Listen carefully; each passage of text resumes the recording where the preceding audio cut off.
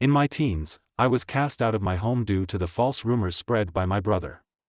Years later, upon seeing my success, my parents demanded money from me. Despite their abandonment, I am a 28-year-old woman with a twin brother. Throughout our upbringing, my brother and I were treated very differently by our parents.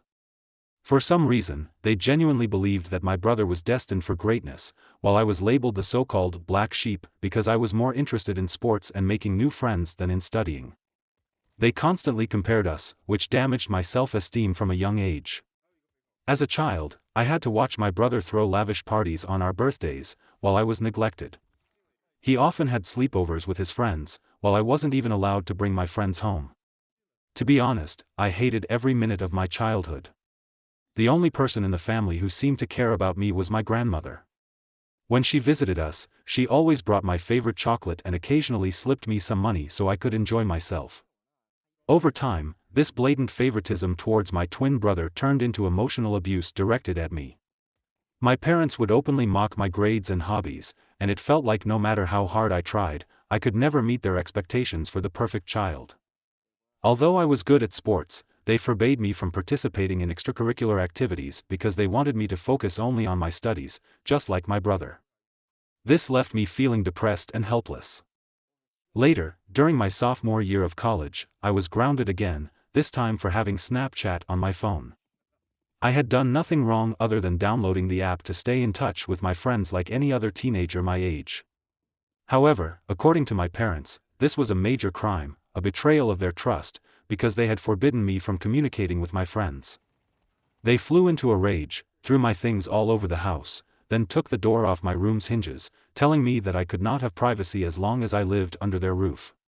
Watching my parents abuse me in this way, my twin brother not only did not support me but made my life even worse. The toxic environment created by our parents' unfair behavior allowed him to exploit the situation for his own benefit. He developed a habit of lying and falsely accusing me of things I had never done so that he could do whatever he wanted. If he stole something, he would effortlessly blame it on me, and my parents, already inclined to believe the worst of me, readily accepted his lies. He would belittle me in front of his school friends and make fun of my appearance. Despite this, I had many friends at school because I was approachable and willing to connect with others. However, my twin struggled socially and became jealous that I could talk to people, while as an introvert, he felt awkward. This jealousy reached a climax on our 14th birthday party when no one showed up for his party. I don't know why his friends treated him that way, but in stark contrast, my friends took me out for ice cream, and I had a wonderful day. This made my brother even angrier. To retaliate, my brother began spreading false rumors about me at school, portraying me as a spoiled brat. He would falsely tell everyone that I physically abused him at home because our parents loved him more. He didn't know that he had taken things to an unsettling level, and to create evidence, he would deliberately hit himself to cause injuries like black eyes or bruised shoulders. The next day, he would confidently walk into school, showing off his self-inflicted wounds as evidence of my alleged violence and making up stories. Whenever our parents asked about his injuries, he would lie and say they were caused by innocent activities like playing football with his friends. His lies began to gain traction, and people started to believe his twisted version. Soon, the rumors spread, and even my friends began to look at me suspiciously. At first, I noticed subtle changes. Friends who used to chat with me in the hallways suddenly became distant, and invitations to group gatherings became fewer. It was as if I had been turned inside out, and people hesitated to associate with the so-called spoiled girl accused of violence. One day, I mustered the courage to ask my former best friend why things had changed between us. She opened up to me and told me that my twin brother had been spreading rumors about me. She revealed the detailed lies he told everyone, accusing me of things I had never done. Hearing her words, I felt shocked. It was an incredible and betrayed feeling, as if the ground beneath me had given way. My brother, the person who grew up with me, was spreading lies about me, accusing me of doing things I had never even dreamed of. It was a profound betrayal that left a knot in my stomach and a heavy heart. The next day, I confronted my brother at school, but he chose to ignore me. I pleaded with him to stop lying about me, but he laughed at me and told me I should rot alone. I was speechless, as his lies and actions began to scare me. I wanted to talk to my parents, but I was afraid they would believe my brother over me. The feeling of isolation was particularly painful because I had always been willing to make friends. It felt like my brother's jealous life was destroying the connections I had built over the years. Teachers also began to hear the rumors. It was a surreal experience, as if I were living in a parallel reality where my true self was overshadowed by the malicious stories fabricated by my own twin. The lies had gone beyond mere teenage gossip and were now shaping how people truly saw me. The vicious rumors quickly reached my principal's ears, and then my worst nightmare came true. The principal immediately called my brother, my parents, and me to his office so that we could discuss these so-called rumors. I sat there with my heart racing as the principal asked for the truth. I hoped my brother would finally confess, but he doubled down on his lies. He bluntly told the principal that yes, the rumors were true, portraying me as such a bully who hit him everywhere when our parents were not around. I couldn't believe it. As my brother continued to fabricate this twisted story, I was shocked when he said I was angry because he received more love from our parents. All of it was a lie, but he stuck to his story like glue. My mother began to cry upon hearing my brother's story, holding him as if he were some hero. My father tried to comfort my brother, telling him that it was brave to tell the truth and that he would ensure nothing like this would happen to him again. After that day, I tried to defend myself, pleading with the principal that it was all made up. I felt like I was drowning in an ocean of accusations, desperately swimming towards the surface, but my brother kept insisting, claiming that I was an angry, violent person who took out my frustrations on him every day. My mother's tears kept flowing as she held my brother and cast accusatory glances at me. It was like fighting a wall of belief in the story my brother had fabricated. The principal sternly reprimanded me, saying that the school does not tolerate bullying and that these were the reasons for my suspension. I pleaded with him not to suspend me, but he shook his head and said he could not just let it go. I pleaded with him, tears streaming down my face, trying to tell him I had done nothing to my brother. The principal firmly told me that I would be suspended for 10 days so that others could see this as an example and never bully anyone. This made me feel terrible, and I began to cry even harder, actually pleading with him to reconsider. My parents were angry and embarrassed about the whole situation and dragged me out of the principal's office. I didn't want to leave, I wanted to defend my case and make them understand, but they wouldn't accept it. We left the school, and my heart was filled with frustration and humiliation. When we got home, there was a drastic turn of events. My dad suddenly started packing my things. I was shocked and confused, not knowing what was happening. My mom asked him what he was doing, but he just shouted that he couldn't let me and my brother live in the same house anymore. I cried, almost on my knees, pleading with my brother to tell them the truth, but he was indifferent and unmoved by my emotions. My dad continued to pack my things and then threw the suitcase into our hallway. I clung to my dad's leg, still pleading with him not to kick me out. It was like a nightmare unfolding. He told me that a bully like me didn't deserve to live in his house, and if his mother, my grandmother, was willing to pick me up, he would let her. It felt like the world was collapsing beneath my feet. I stood there, shocked, watching my things scattered in the hallway, being kicked out of my own home. Eventually, my grandmother did show up. She packed all my things, helped me put them in the car, made sure I was seated and buckled in, and then went to my parents' front door. She rang the bell, and when my dad opened the door, she started yelling at him for treating me this way. She firmly warned him that if he ever would not accept it. She stood up for me firmly, emphasizing that I was just a child who should not have been treated so mercilessly. It was the first time in my life that I felt the strength of my grandmother. She did not give in to my parents and, contrary to what they believed, she believed in me. Eventually, we drove away, leaving behind the only place where I grew up. I couldn't even begin to express the indescribable pain I felt at that time. I remember just crying in bed, not eating anything, no matter how much my grandmother urged me. I told her what my brother had done, and she was also shocked. She assured me that she believed my side of the story, and I was glad that at least one person was on my side. When the 10-day suspension was lifted, the prospect of returning to school felt like going back to the lion's den, as I walked into familiar hallways with judgment, rumors, and sidelong glances written on my classmates' faces. The false accusations continued to hover in the air. Meanwhile, my brother blatantly ignored me, acting as if I didn't exist. He had become friends with some people who believed his story and saw him as the victim of my attack. No matter how hard I tried to tell anyone my side of the story, it fell on deaf ears. I was an outsider labeled with injustice, and wherever I went, the classroom, cafeteria, hallways, the looks I received were filled with contempt and mistrust. I became a lonely person. I would keep my head down, attend all my classes, eat lunch alone in the cafeteria, and then go straight home. I had no friends and felt like everyone wished I wasn't there. Throughout all this, my parents never called to check on me, and my grandmother kept reminding me that it wasn't my fault and that life would eventually get better. I graduated from high school with good grades, looking forward to college, hoping that life there would be better. It was only when I left that I experienced the feeling of freedom for the first time. There was no one watching over my shoulder, no one comparing my grades, no one trying to compete with me. I met people and made friends with like-minded individuals. Despite the emotional and physical trauma that my family and peers had inflicted on me over the years, I focused on leaving everything behind and enjoying the college experience as much as possible.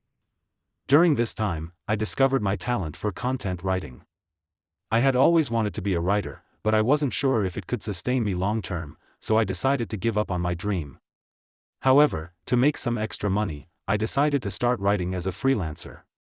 I registered on various freelance websites, which helped me secure work with significant clients.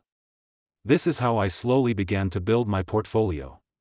Throughout college, I maintained this side job and never asked my parents for a penny. When I graduated from college, instead of finding a corporate job, I realized I could pursue content writing as a full-time career. With multiple clients and long-term professional relationships, I was doing well, and they allowed me to participate in several of their projects. Having a legitimate freelancing career not only made me financially independent but also allowed me to travel the world as a digital nomad. Traveling helped me heal from the past, although it was by no means easy. I saved as much money as I could to give myself a chance. Over the years, I've seen a lot of the world, but there's still so much more to see. In this process, the only person I considered family was my grandmother, whom I admired greatly. She was sad when I moved out, but she understood that I needed to be independent. Despite my busy schedule, I made sure to be there for her as much as possible. I would often visit her on weekends, share meals, or just sit on the porch, immersed in conversations ranging from childhood stories to recent events. On weekends, I would dedicate entire afternoons to helping her with household chores or accompanying her on leisurely walks in the local park. Recently, I completed one of the most important projects in my career. I can't mention the brand, but I was very fortunate to write blogs and product descriptions for them. After the project was completed, I asked the team I worked with to leave positive reviews on my website, which they were more than happy to do. Then, I took screenshots of some of their reviews and posted them on my Instagram because I knew collaborating with this brand was a huge deal. As expected, many other content writers contacted me, congratulating me on my professional success and even sharing my story, helping to spread the word. This is how I started receiving messages from strangers who also needed help with their websites. My relatives also took notice, with some reaching out to congratulate me. Eventually, I was contacted by my college principal, who got in touch after seeing how well I was doing and asked if I could come to the university to give a seminar on how to build a career as a content writer. I was quite nervous because I'm not good at public speaking, but I decided to take the risk and agreed. When I stood in front of eager faces, sharing my experiences and insights, I felt like my life had come full circle. I talked about the struggles I faced and how I worked hard to maintain myself despite all the tough days. It was a truly satisfying experience, empowering others and contributing to the growth of the writing community. Some of my clips started to go viral in Facebook groups, and people were using it wisely, which felt good, finally getting recognition for my efforts. Last week, I was invited to speak on a local news channel. It was a program about the benefits of content writing, and they invited me to share my experiences and insights with their audience.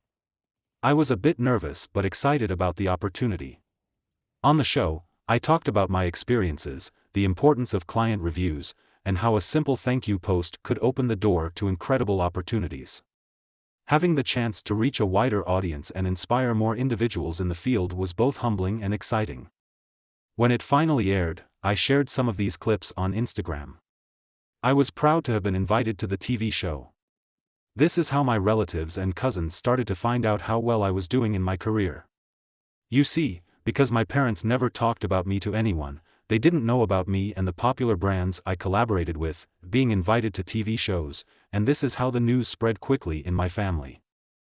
I guess the TV interview finally reached my parents' ears because just a few days later, I was working on another project with my phone on silent. When I finished my work and checked my phone, to my surprise, there were 6 missed calls from my mom. I was genuinely shocked to see her name on my phone because it had been a long time since she last called me. After so many years of silence, I couldn't imagine why she was calling me. I hesitated to call her back, and she picked up immediately. I asked if everything was okay, and my mom started congratulating me. My dad, who was probably sitting next to my mom, joined the conversation as well. He started asking about my life and health, and I answered their questions without thinking. It wasn't until they started asking how much money I was making now that I felt something was off. I told them it was none of their business, and my dad replied that we were family, so I shouldn't be shy about telling them my income. I told them I was doing well financially. Upon hearing this, my mom then started saying how tough their life was now. I raised an eyebrow skeptically. Basically, our conversation went like this. Mom, we're retired now, and we've been wanting to renovate the house for a while. It's not in good shape, but we don't have any savings left. Me, okay, Mom. Mom, your success gives us hope. After watching your TV interview today, we think maybe you could help us by paying for the renovation costs. Dad, after all, we are family, and you shouldn't hesitate to share your income with us. We could really use your help. Me, are you kidding me? You haven't spoken to me in years, and now you're asking me for money. I don't know what made you decide to contact me, and although I appreciate the congratulations, I won't help you in any way. Hearing this, my mom started saying how selfish I was and that I needed to support them as a family. My dad also added that as my parents, they should be taken care of, and that's the least we could do. I was furious and wanted to teach them a lesson, to make them realize they could never take advantage of me again, because after all those years of mistreating me, I suddenly had an idea instead of just arguing with them. I told my parents I was willing to help them if they would just agree to my demand. My dad curiously asked what it was, and I didn't hesitate to make my request. If they wanted my help, they had to publicly admit in front of our family and friends that my brother was the one who spread the rumors that damaged my reputation. I wanted them to humiliate my brother, just as they believed his lies and manipulations and humiliated me in front of everyone. I wanted them to be held accountable for their actions, discuss it privately without involving others, but I held my ground. This condition was non-negotiable, and it was a prerequisite for any help I would provide in the future. As tensions escalated, my dad raised his voice, insisting on his role as my father, and started emphasizing that helping a family in need was my responsibility. My mom made a last-ditch effort to urge me to do the right thing and help them, emphasizing the number of years they had raised me. I couldn't help but find their sudden appeal ironic. I reminded them of the past, how they kicked me out and it was my grandmother who raised me, not them. They became increasingly agitated, but I firmly told them that if they wanted to establish contact and seek my financial assistance from now on, then the truth needed to be publicly acknowledged, and my brother needed to face the consequences of his actions. Since this conversation, my parents have been constantly trying to call me, but I've ignored their calls. I started to regret even calling them back that day. I wondered if I would really be in trouble if I didn't help my parents at all. Update 1: It has been a whirlwind week since I last shared my story, and the support and encouragement I have received from everyone has been overwhelming. It's comforting to know that I wasn't alone during this time. I'm glad everyone agrees that I shouldn't have anything to do with my parents, let alone consider helping them, given what they put me through. The reason I gave them such conditions is that I knew it would be almost impossible for them. I knew they loved my brother too much, and even though they might have realized by now that it was all his lies, I knew they would never let him go through what I went through. Today, my brother sent me a vicious text message, and my parents tried to contact me again, but I refused to answer their calls. He wrote, "Hey, sister, it's been a long time since I last saw you, and I can tell you that every day without you in my life has been great. I heard Mom and Dad contacted you, and you gave them a crazy ultimatum that they would never do. you know that, right? They obviously never loved you, and they would never do anything to hurt me. I admit I lied to you 15 years ago, but that was a long time ago, so don't be so selfish and try to move on from the past. You're not married and have no children anyway, so why don't you want to help them by paying for their house repairs and renovations? Do the right thing and be a better daughter. Seeing this message felt like a stab to my chest. He disregarded the struggles I faced and the conditions I set, fully illustrating his lack of empathy. He tried to make me feel guilty by emphasizing my unmarried and childless status, adding another layer of insensitivity. His implication that I should prioritize their needs over my own well-being was not only offensive but also highlighted how little he thought of me. Driven by frustration and a strong desire for justice, I decided it was time to take matters into my own hands and reveal the truth that had been hidden for too long. I sat down and wrote an email to my parents and close relatives, sharing the painful details of my childhood and the unfair treatment I endured at home. The email also delved into the malice and complete untruth of the rumors my brother spread at school, which led to severe consequences and affected my reputation. I wrote that my parents kicked me to the curb, and if it weren't for my grandmother, I might have ended up on the streets. In conclusion, I asked everyone to read the message my brother sent me. I attached a screenshot where he admitted to lying to me. It was a clear confession, and I hoped it would expose the lies that had gone on for too long. I sent the email an hour ago, and I know that once my parents and brother read it, everything will explode. I will update you next on my family's reaction to my email. Update 2: It has been a month since my last update, and a lot has happened that can be imagined. My family did indeed explode after receiving the email. My parents faced criticism from relatives who had no idea of the extent of their favoritism and emotional abuse. Many family members contacted me, telling me they didn't know about all this and apologized for not being there for me. My brother and parents sent me a series of increasingly insulting and violent text messages, so I decided to contact a lawyer who sent them a cease and desist notice. It basically warned them not to contact me again, and if they did, they would face serious consequences. I guess this scared them because they stopped contacting me. My grandmother thought I did the right thing, letting everyone know what happened, and 100% supported me. She is the only person who matters to me, so I'm glad she's on my side.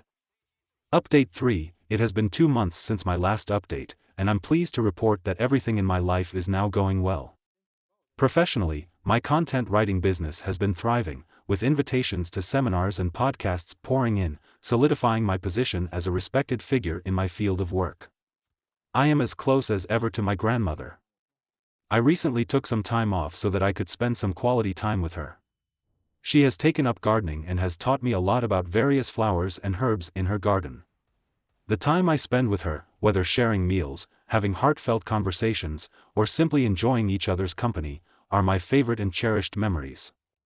Since they received the lawyer's letter, my family has not contacted me, so it's nice that they are staying away. I have personally started therapy, hoping that I can begin to heal myself.